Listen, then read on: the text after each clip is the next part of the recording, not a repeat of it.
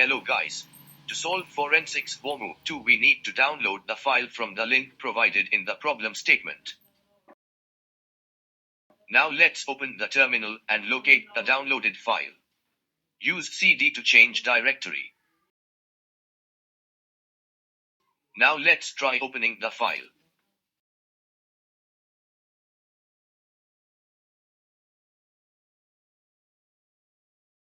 As you can see we are getting an error.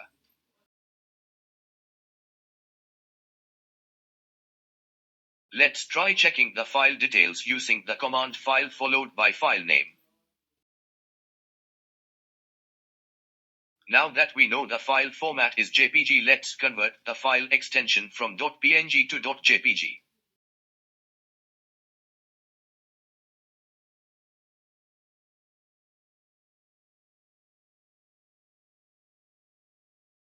Let's open the file we created with the correct file extension. Here is the flag. Enter and click Submit.